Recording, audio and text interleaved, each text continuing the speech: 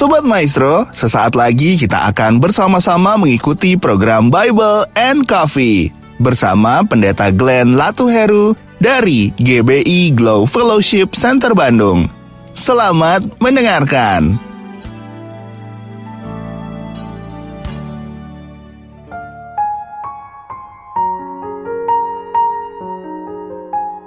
Shalom saudara yang dikasih dalam Tuhan, puji Tuhan. Hari ini kembali lagi saya menyapa setiap umat Tuhan dimanapun Bapak Ibu Saudara berada. Secara khusus melalui program Bible and Coffee ini, saudaraku, saya rindu melalui program ini setiap umat Tuhan tetap terus diingatkan akan janji-janji Tuhan. Setiap umat Tuhan terus diingatkan bahwa masih ada Tuhan, masih ada jalan keluar. Setiap umat Tuhan diingatkan selama kita tetap tinggal dalam kebenaran, maka kebenaran itulah yang akan memerdekakan hidup kita. Karena itu saudara yang dikasih dalam Tuhan, melalui program Bible and Coffee ini, saya mengajak setiap umat Tuhan untuk tetap tertanam dalam firman Tuhan. Karena jelas Alkitab katakan langit dan bumi akan berlalu, tetapi firman Tuhan tinggal tetap. Apa yang keluar dari mulutnya Allah tidak akan pernah kembali kepadanya dengan sia-sia, melainkan akan mengerjakan apa yang dia perintahkan. Haleluya. Dan berhasil dalam apa yang dia suruhkan. Jadi perkataan firman Tuhan iya dan amin, tidak pernah gagal, tidak pernah lekang oleh waktu. Itu sebabnya kita harus tertanam dalam firman, karena Yesus katakan firman itulah yang membersihkan kehidupan kita. Semakin hari kita semakin dibersihkan, semakin hari kita semakin dimurnikan tatkala firman terus kita dengar. Dan ini menjadi landasan kehidupan kita dalam kita menjalani hari-hari kita. Mari saudara yang dikasih dalam Tuhan, kita akan kembali datang kepada Tuhan. Kita berdoa. Bapa, terima kasih buat kasih setia Tuhan. Terima kasih buat anugerah Tuhan. Kami mengucap syukur sebab tak henti-hentinya kebaikan Tuhan ada dalam kehidupan kami. Kami berterima kasih karena hari ini kembali kami diberikan kesempatan untuk merenungkan firman Tuhan. Biarlah apa yang hari ini kami akan renungkan boleh mendapat tempat di hati kami, jadi rema dalam hidup kami, dan dimampukan kami untuk menjadi pelaku-pelaku firman-Mu. Di dalam nama Tuhan Yesus Kristus kami berdoa. Haleluya. Amin, amin. Puji Tuhan. Saudara yang dikasih dalam Tuhan, ada satu kebenaran firman Tuhan di dalam Yesaya 33 ayat 15 dan ayat 16. Yesaya 33 ayat 15 dan 16. Firman Tuhan katakan begini, saudara. Orang yang hidup dalam kebenaran, orang yang berbicara dengan jujur, orang yang menolak untung dari hasil pemerasan, orang yang mengebaskan tangannya supaya jangan menerima suap, orang yang menutup telinganya supaya jangan mendengarkan rencana penumpahan darah, orang yang menutup matanya supaya jangan melihat kejahatan. Ayat 16. Dialah, orang inilah yang akan tinggal aman di tempat-tempat tinggi. Haleluya. Bentengnya ialah kubu di atas bukit, rotinya disediakan, air minumnya apa? Terjamin. Wow. Saudara dikasih dalam Tuhan, Alkitab jelas katakan bahwa orang yang hidup dalam kebenaran, orang yang hidup berbicara jujur, menolak untung hasil pemerasan, mengebaskan tangannya supaya tidak menerima suap, menutup telinganya jangan mendengarkan rencana penumpahan darah, rencana jahat, dan menutup matanya supaya jangan lihat kejahatan. Orang-orang, intinya orang-orang yang melakukan kebenaran, orang-orang yang melakukan firman Tuhan, hidup jujur, maka orang ini ada janjinya, saudara.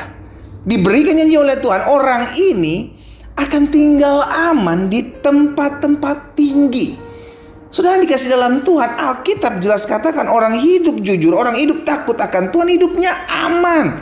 Dia ada di tempat tinggi, dia ada dalam perlindungan Tuhan. Bentengnya ialah kubu di atas bukit batu. Bahkan diberikan jaminan. Apa itu? Roti disediakan, air minumnya terjamin. Jadi inilah yang Tuhan mau, agar kita hidup dalam pemeliharaan Tuhan. Tapi kalau kita mau hidup dalam pemeliharaan Tuhan, hiduplah yang benar. Hidup dan tinggallah dalam kebenaran. Kan seperti itu, saudara, kan? Makanya Amsal juga katakan dalam Amsal 2 ayat yang ke-7. Iya, Tuhan menyediakan pertolongan bagi orang yang jujur. menjadi perisai bagi orang yang tidak bercela lakunya. Karena akhirnya kita diperhadapkan dengan sebuah keadaan, saudara. Kalau kita jujur sebenarnya itu mujur atau hancur. Iya kan? Kalau kita jujur itu membuat hidup kita mujur atau kita hancur. Tergantung, akhirnya saya bilang, kita mau berpegang kepada pedoman dunia atau firman. Kalau pedoman dunia mengatakan lu jujur lu hancur, lu banyak hidup jujur, lu hidup lu hancur lah. Karena hari ini mau jujur, lihat, ini yang dunia tawarkan, ini yang dunia ajarkan.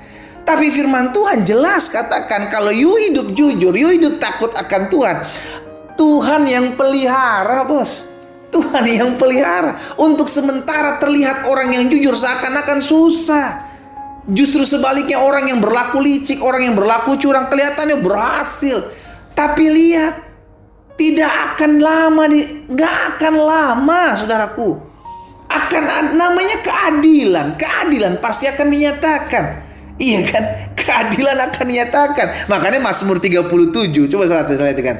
Mazmur 37 ayat 14 dan 15. Orang-orang fasik menghunus pedang dan melentur busur mereka untuk merobohkan orang-orang sengsara, orang-orang miskin, untuk membunuh orang-orang yang hidup jujur. Di dunia orang-orang hidup jujur, orang-orang hidup jujur susah.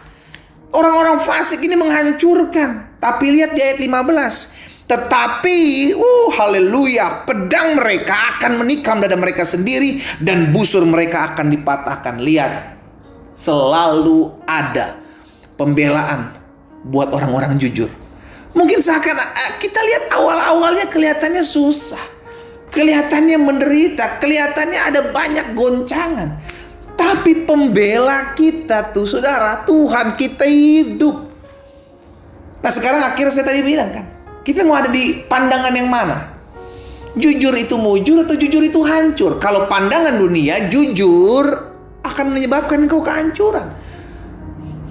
Tapi Alkitab jelas katakan, lu mengalami kejujuran, lu hidup dalam kejujuran, maka engkau akan melihat justru ada kemujuran-kemujuran yang akan Tuhan kerjakan, yang akan Tuhan buat dalam kehidupan kita. Saudara, sampai sekarang saya teramat yakin dan percaya yang namanya promosi ilahi, promosi Allah itu tetap dinyatakan buat orang-orang yang hidup takut akan Tuhan. Saya ulangi sekali lagi. Promosi Allah itu selalu dinyatakan buat orang-orang yang hidup takut akan Tuhan. Karena saya percaya Tuhan lihat hati setiap kita. Kalau hati kita hidup takut akan Tuhan, ada saja pembelaan Tuhan, ada saja promosi-promosi Tuhan yang Tuhan berikan dalam kehidupannya. Lihat hidup Yusuf, orang muda yang takut akan Tuhan. Dia berusaha diajak tidur oleh seorang wanita yang merupakan istri dari tuannya. Tapi dia lari menjauh karena dia tahu ini mencemarkan nama dia dan ini membuat dia hidup jatuh dalam dosa. Itu sebabnya dia lari menjauh. Dampaknya apa? Dia di penjara. Betul, dia di penjara. Tapi lihat, hidupnya gak lama. Masa sukarnya gak lama, dia dibalikan lagi, dipulihkan kembali. Kelihatannya susah. Tapi kalau seandainya pada saat itu dia mungkin tidur dengan istri dari Potifar, pasti hancur hidupnya. Tuhan jauh dari dia. Dia juga akhirnya punya perasaan merasa bersalah dengan tuannya. Tapi dia melakukan untuk hidup takut akan Tuhan. Kita lihat, seakan-akan kelihatannya kok dia masuk penjara, tapi dalam penjara Tuhan tetap promosikan hidupnya. Anak-anak Tuhan yang hidup takut akan Tuhan tidak ada yang bisa menjegal. Pegang prinsip ini. Selama kita hidup takut akan Tuhan, selama kita hidup tidak menyimpang ke kanan dan ke kiri, firman Tuhan katakan akan ada keberhasilan, akan ada keberuntungan dalam hidup kita. Haleluya.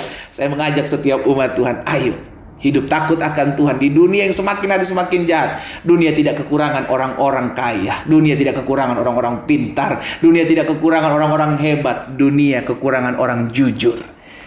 Kita coba diri kita lakukan yang terbaik. Kita minta pertolongan Roh Kudus memampukan kita untuk hidup takut akan Allah, untuk hidup jujur dalam kebenaran firman Tuhan. Kita berdoa, kita datang kepada Tuhan. Bapa, terima kasih buat kasih setia Tuhan, buat anugerah Tuhan dalam kehidupan kami. Sungguh kami melihat Tuhan menjadi pembela dalam hidup kami. Tuhan, mampukan kami, setiap orang-orang yang usaha, orang-orang yang berbisnis, rumah-rumah tangga yang ada anak Tuhan, biar kami boleh memposisikan diri kami untuk hidup takut akan Tuhan, hidup jujur di hadapan Tuhan. Mampukan setiap kami ya Roh Kudus. Hamba berdoa buat setiap umat Tuhan dimanapun mereka berada. Di dalam nama Tuhan Yesus kami berdoa. Haleluya. Amin.